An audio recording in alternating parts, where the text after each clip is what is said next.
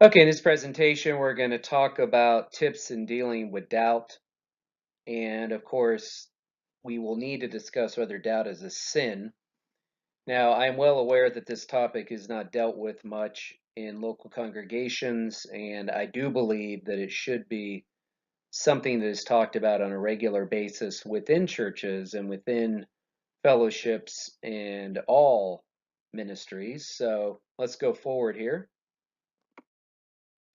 Let's give a couple quotes here. Kelly James Clark says, "Doubt is the secret sin buried deep within our souls. We are all afraid to touch it, to unloose the monster. But authentic Christian belief demands that we uncover it, name it, understand it, and make peace with it." Os Guinness says here, "We live in an age of doubt, disillusion, and disaffiliation, which naturally prizes what has been described as the faith that you go to when you don't know where to go. Both our pluralistic and secularized culture has produced a fragilized self as it pertains to doubt."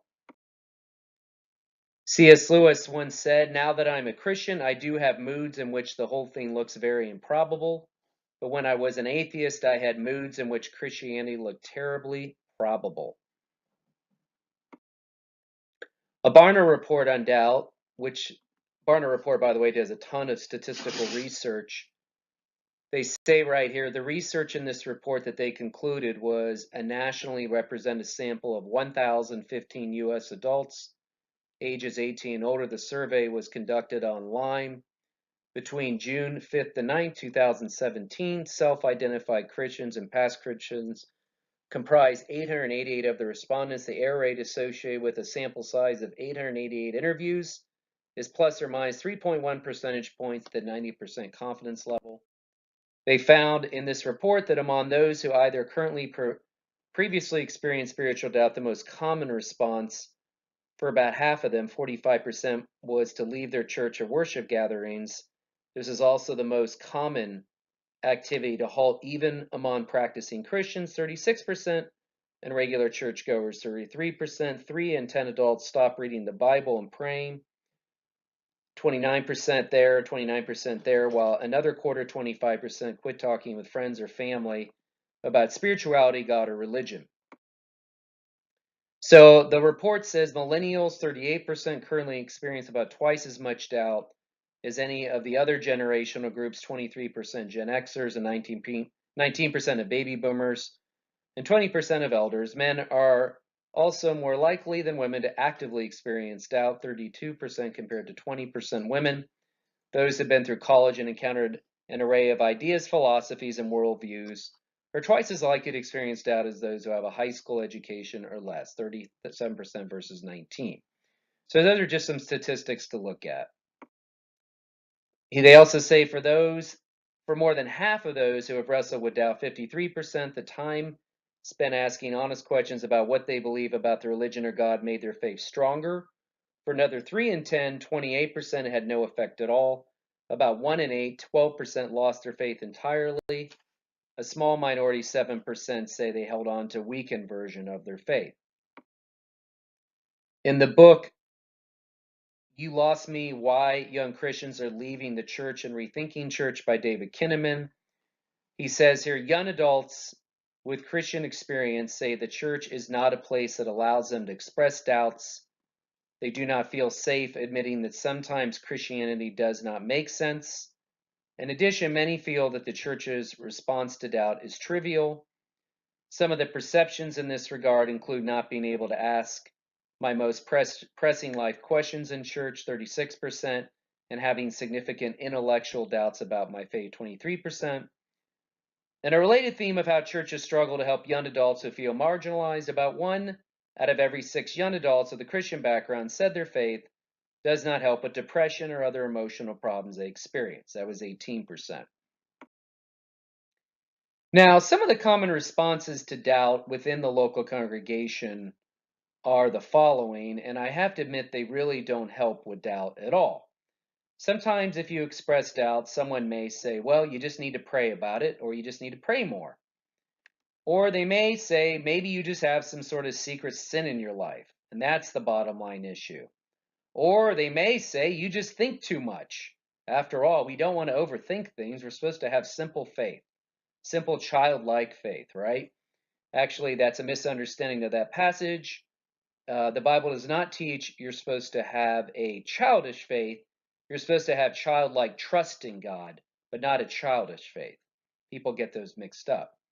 Or, as I said here, I just alliterated more and I just explained there. Jesus said we need to just have the faith of a child. That's what I was just talking about.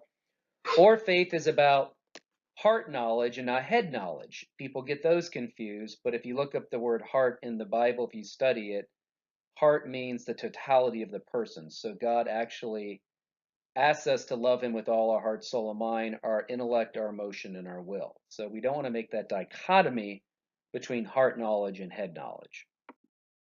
Now, one thing that is interesting is that we need to remember that all Christians are actually doubters in one sense. What I mean by that is when it comes to evaluating other religious beliefs or other belief systems, we generally use doubt. What I mean by that is that if a Mormon or a Jehovah's Witness comes to your doorstep and tries to witness to you and convert you to their faith, you will most likely ask them questions and you will doubt what they are saying to you is actually based in reality. Same thing goes for Islam, atheism, spiritualism, and many other belief systems. So we generally use doubt in just about every area of our lives except in our own faith. And so we need to understand that when people ask us questions, sometimes they're doubtful about what we're saying. It's okay for them to ask those questions. Or, as I said, it's fine for Christians to ask questions about what they believe on a regular basis. That's just part of life, as we'll talk about here. So doubt can be a useful tool when we're evaluating other belief systems. Also, I want to mention there's two free online sources. You can read them online. Just type in these books, Dealing with Doubt by Gary Habermas, or his book, The Thomas Factor. You can look up both those books online and read them all the way through. They're free and available to the public. So those will deal with a lot of issues with doubt. Now, Bobby Conway's book is a very good book. It's called Doubting Toward Faith, The Journey of Confident Christianity. In this book, he says, do we really need a whole book on doubt? He says, is this really a huge issue in the church today? Bobby goes on to say, in a word, yes, it really is. We live in a multi-textured culture that is replete with innumerable beliefs, opinions, ideas, and life philosophies. Ours is a culture of doubt and longing faith and questioning and searching and probing. And much of the doubt has been accelerated by fast-paced change. Our culture is living between the tension of what we once were and what we are now becoming. And may I say, Bobby is actually absolutely right there. He is 100% on the money. Now, let's talk a little bit about emotional doubt. And emotional doubt has to do with our mood swings and our daily emotional experiences. And emotional doubt comes into play when we have questions about God's presence, his goodness, or we may just be encountering unanswered prayer. Sometimes we've prayed and prayed about things and answers to prayer don't come to pass, and we just say, where are you, God? If you ever read the Psalms, the psalmist talks a lot about that. He doubts God is there sometimes because he's not seeing prayer answered. So sometimes we may expect God to do this or do that, and when it doesn't happen, we may lack confidence in God's love or existence. And of course, we know our emotions are up and down. They're very real, and we experience our emotions on a daily basis. Emotions like fear cause us to wonder sometimes, what if I'm really a believer? What if God hasn't forgiven me for some specific sin in my life? Or how could God allow my child to be diagnosed with cancer? Will God provide for our financial needs? What if I stay single my entire life? Or, what about the issue of not being a success? I mean, there's tremendous pressure in our culture to follow the American dream where you're a huge success and you retire early. And then if you don't meet those expectations, perhaps you're thinking, well, maybe God is not good because I'm not living the American dream. Well, that last issue is an issue of discipleship, and that can be fixed if we just focus on our identity in the Lord and meet God's expectations for our life and not fall into the trap of meeting everybody else's expectations for our life. Another thing that comes into play is the issue of whether Christianity is a faith tradition or a knowledge tradition. Now, this is very important because a lot of times we teach people that Christianity is only a faith tradition, that we need to have faith. And if we lack faith, we're a weak believer. But if you study the Bible, it's interesting. The Bible does say a lot about knowledge, and J.P. Moreland talks about this in his book, Kingdom Triangle. He talks about how we need to recover Christianity as a knowledge tradition as well. There's a lot of passages that talk about the need for knowledge. For example, in Hosea 46, God rebukes his people when he says, "My people are destroyed for lack of knowledge because you've rejected knowledge. I'll reject you from being my priest, and you've forgotten the law of God. I also forget your children." So, in many cases, when we have emotional doubt, sometimes knowledge is what brings us through. We have to go with what we know. What we know will carry us through the tough times. And so, if we rely on our emotions or feelings, our emotions will be up and down. But if we go back to what we know, we can go forward.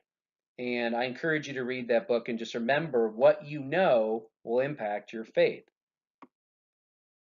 Another thing that Bobby Conway says here, it's very important in his book, Doubting Towards Faith. He says there's a difference between feeling certain and being certain.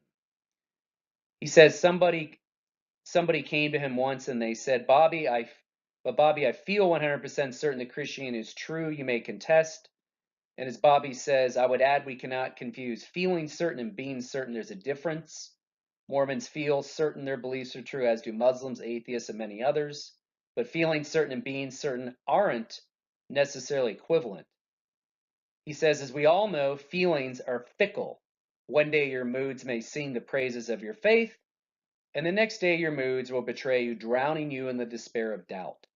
The reality is, even those who feel 100% certain can't prove Christianity with 100% certainty, and we do the church a great disservice when we act like we can.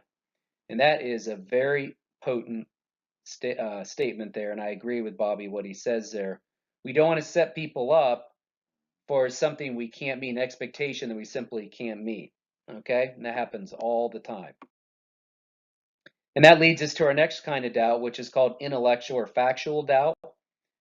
Intellectual or factual doubt deals with questions about God's existence, reliability of the Bible, the resurrection, whether the resurrection is factually reliable. And of course, that's what we have the field for apologetics for. There are scores and scores of books written on this topic on factual reliability of the Bible, and of course, many books on God's existence.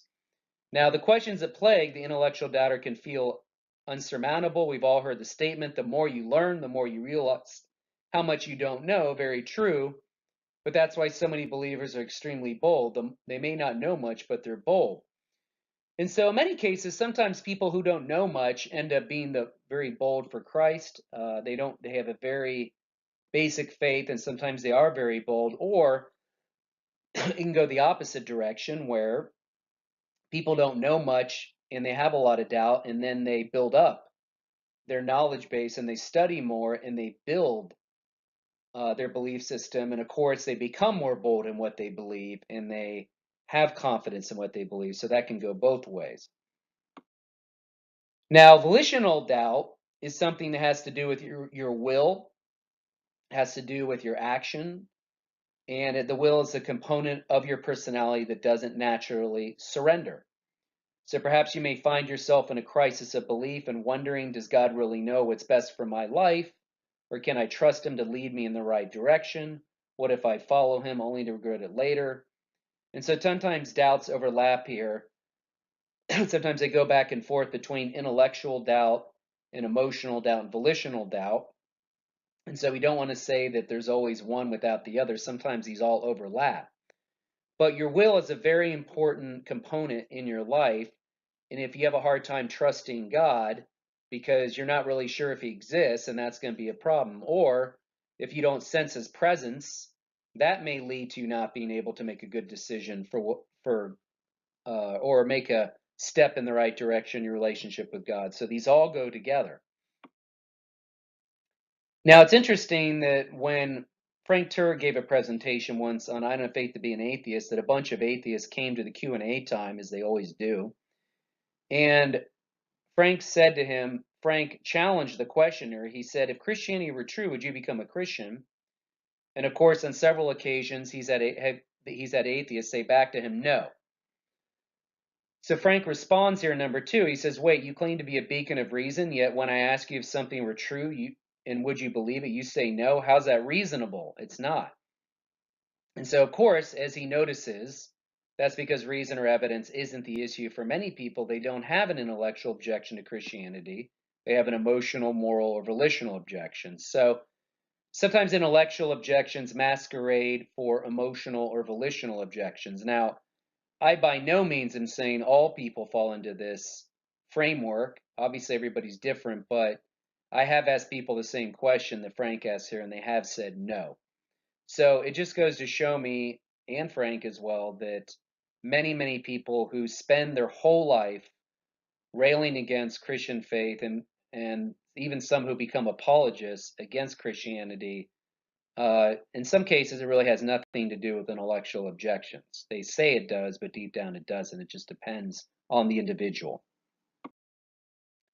We also want to remember there's a difference between skeptical doubt, antagonistic doubt, and sincere, authentic doubt. Those who hold the latter, of course, want their doubts solved so they can go forward with God, while the former want their doubts confirmed so they can move beyond God. And so we just have to sometimes work with people, and people need to ask themselves, what is the goal of all their antagonistic doubt or skeptical doubt, and are they sincere doubters? And that's something only somebody knows themselves. They have to look inside to see where they're at.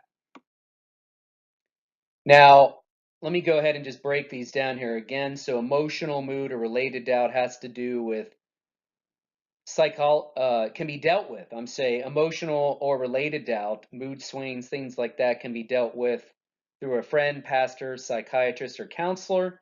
I'm saying if it becomes a very large problem, they can seek out a psychologist, friend, pastor, psychiatrist, or counselor. Intellectual or factual doubt may require the expertise of the apologist or philosopher. And then volitional doubt or trust factors in doing God's will can be dealt with discipleship, prayer, or encouragement or exhortation. So those are some of the solutions to some of these problems. They may not be perfect solutions, but there are things out there that can help with these issues. Philip Yancey, of course, dealt with emotional doubt in his book Disappointment with God. It seemed like God's hidden at times. He seems silent. And of course, we know that when you go through a major tragedy such as the loss of a loved one, that no philosophical argument will help that issue, not even probably apologetics will help that issue, because you're having a severe emotional crisis. So the only thing that can help that issue is pastoral counseling or a good friend, or healing over time can help that issue. So we don't want to forget that issue. We're dealing with people that have disappointment with God. Now remember, our doubt's the same thing as having questions. Not necessarily. Everybody has questions, and if you don't have any questions about what you believe, then you obviously simply don't think about your faith. It's just that simple. But William Lane Craig says here, the secret to dealing with doubt in the Christian life is not to resolve all of one's doubts. One will always have unanswered questions. Rather, the secret is learning to live victoriously with one's unanswered questions. Also remember that every belief system has questions. Asking questions is part of the human story. Also remember there's a difference between knowledge, belief, and certainty, and there's a relationship between all three. One can know something without being certain about it in the presence of doubt or the admission that one might be wrong. Let's give a short example here. Pretend someone decides to get married and they're in the engagement process. Of course, you may say, I know my fiance is the right choice for me. They may not have absolute certainty or high certainty that the spouse or person may be unfaithful to them or may turn out to be the wrong one. We may believe the government won't collapse. You may believe you'll graduate from college, get a decent job, and own a house someday. Those things that you say you know to be true may not be believed on certainty, and you may have some gaps of knowledge, of course, and you may have issues that you just don't know about, secret things or things that are uncertain, right? So let's make sure we don't forget these things. And when it comes to skepticism, like I say, there's common sense skepticism. This is healthy skepticism that suspends judgment at one time or another. As I said, in this case, doubt is helpful. All Christians are generally skeptical of all other religions or faith claims. And of course, atheists are skeptical about a lot of things, all religious claims they're skeptical of. And perhaps they should be skeptical of their own skepticism. And then, of course, there's hyperskepticism, where people won't commit to the God question until they attain exhaustive knowledge, or they get almost every question answered and attain certitude, no doubts at all. And the problem is that they will never get to certitude. And so if they want to be a hyperskeptic, that's fine. But at the end of the day, we can tell them that they are not that skeptical about anything else in life. And we know that God's existence forces them to deal with their autonomy. And so we know that the hyperskepticism is related to their lack of desire to commit to God, because we know they don't want anyone reigning over them. Now, of course, is there anything positive about doubt? Actually, yes, there is. God can use doubts to develop us. Number two, doubts can deepen our dependency on God. And three, doubts can drive us out of our complacency as we eagerly search for answers. Also, doubts can cultivate Christian humility within us as we realize that everything isn't so black and white after all. Doubts can help us relate to other doubters with more compassion. Doubts can also help us grow in our discernment as we sift through what we believe and what not to believe.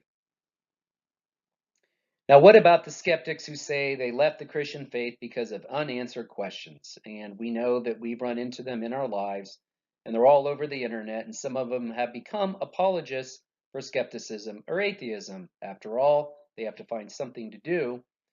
Well, number one, just because an atheist couldn't resolve his or her questions doesn't mean others haven't been able to resolve their questions. Okay? So remember that just because you go on the internet and or watch a YouTube clip and someone says, I couldn't get these questions resolved, therefore nobody else can. Well, that's simply not true at all. Depends on the person. Second, the skeptic may have a very poor epistemology. All belief systems have gaps of knowledge. Okay, we don't need to know everything. As I just said previously, some people are looking for certitude, and it's just not attainable. And remember, there's also atheism of the gaps and nature of the gaps. Of course, skeptics accuse Christians of God the gap arguments. When you have a gap of knowledge, you try to fill it in with God. And they, of course, end up filling it in with nature, with saying there is a naturalistic explanation, or else atheism. And so they think it's the default position. Well, it isn't. Each argument must be evaluated by itself, and we must look at the explanatory notion of each objection and what the best possible explanation is and how it explains all the questions there before we just jump and say this is a gap that's been filled with the wrong conclusion, whether it be God or something else. Fourth, remember, evidence is objective, but our interpretation of it is not always objective. So evidence and arguments are objective, and many people have access to the same evidence, but obviously our interpretation can be tainted by our worldview, our bias, and our desires, and most people are not 100% objective when evaluating God's existence. Like I said, evidence is objective, but our interpretation of it is not always objective. And just as Ronald Nash here says in his book, Faith and Reason, Searching for a Rational Faith, he says there's a difference between arguments on one hand and personal persuasion on the other. People come to their beliefs about reality and truth based upon various factors, some rational and some non-rational. And just because a person's not persuaded by a given argument doesn't necessarily mean the argument is somehow logically defective. Nash goes on to say here there are non-rational factors such as ignorance, bias, self-interest, fear, or pride that may stand in the way of a person genuinely understanding and feeling the full force of a powerful argument and thus being persuaded by it. He says that a person's noetic or belief-forming faculties are seldom as neutral, detached, and coolly objective as many people, including especially intellectuals, like to think. And that discusses some of the things I discussed in the previous slides, of course. This is the same theme that I was developing there about no one is 100% objective when it comes to evaluating arguments for God's existence. So, as Nash says here, persuasion seems to be person relative. It's not that arguments are relative, but no single argument will likely persuade everyone, especially when it comes to the big issues. And that's true, that there's a difference between proof and persuasion. You can look at evidence and arguments and proofs, but whether you're persuaded is a whole other issue, and that involves psychological elements and, of course, spiritual elements as well. So, that is the end of this presentation. I hope you got something out of it, and I hope you know that it's okay to ask questions. And I hope that ministry leaders, pastors do not turn people away with doubts and questions, because if they do, it just shows congregants that you really don't know what you believe as well.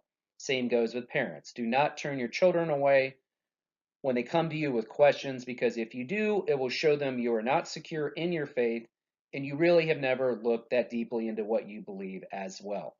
So let's stop this problem and let's do something about it and let people ask their questions, and let's say that the churches are open to doubters. Have a good day.